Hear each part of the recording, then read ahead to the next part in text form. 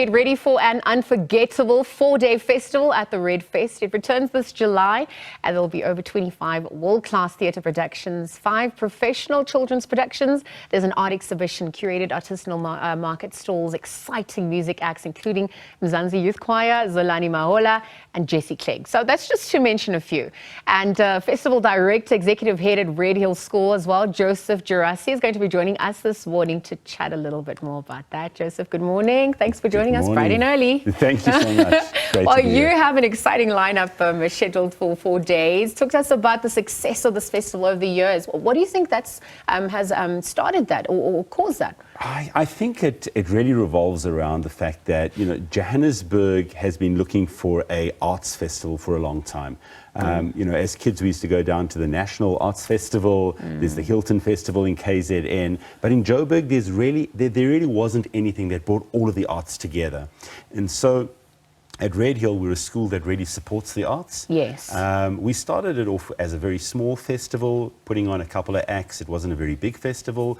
But after COVID, we decided that we wanted to take it to the next level because we realized that a lot of the performers had lost a lot of income. They were out of work because there was no performances. And so we put on the festival, made it a lot bigger. And the festival doesn't charge any artists to perform at the festival. So it costs the artists absolutely nothing. We kind of bear a lot of the brunt of the expenses.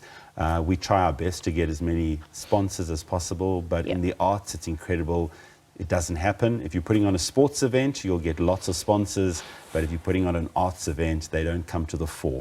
But Redhill, as a supporter of the arts, decided that we'd put money behind it. And so we have this incredible festival over 4 days, which just allows the community of Johannesburg to come together around the arts. And as you said, we have a 4-day lineup where you can come in at 10 o'clock in the morning and stay till 10 o'clock in the evening. And there will be something happening every single hour on the hour. So talk about what we can expect. I mentioned just 4 of the artists, so the big names, but obviously you've been nurturing talent through this festival. You're creating the future of the arts as well, in some way. Talk to us about some of those fun memories as well. So we start off on the Thursday evening with our opening acts, and this year we've got an incredible production called Vincent, which tells the life story of Vincent van Gogh, but through modern music. Yes. And it's just the most phenomenal show. I've seen it twice, and I'll be watching it again for a 3rd time.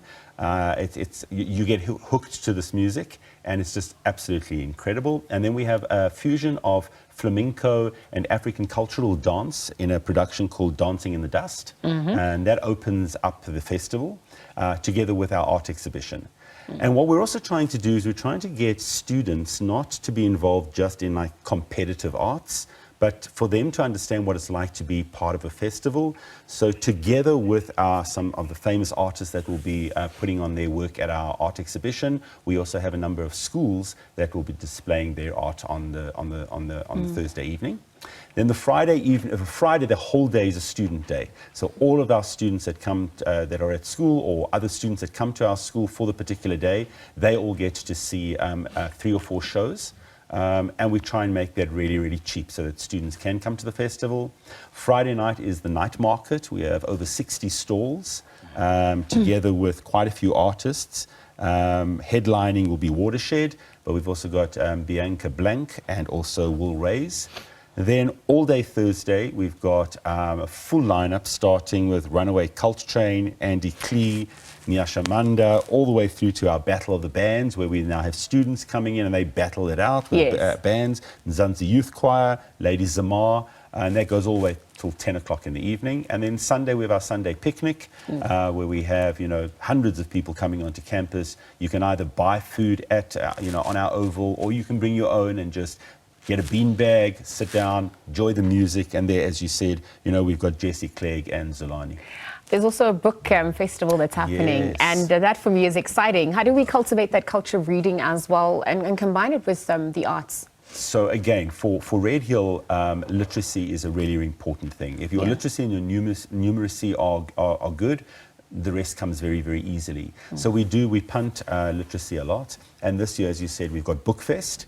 So we have 3 or 4, famous authors that will be talking about how they write and what gets them up and writing. And then we also have a lot of children's writers who will be reading their books to children. That's for free, so the kids can come along and listen to some amazing books being read by the authors of those books. Perhaps you could just remind us of the dates, the time, what's do's and don'ts. I mean, you've been running this for quite some time now, so parking, what does that scenario look like? So we're very lucky. You can park on our campus, and that's free. You don't have to pay for parking. Okay. You can either park on our Summit Road, so it's on our main field, or you can go to Outspan Road, and we have parking there. So there's ample parking. It's safe parking. There's security.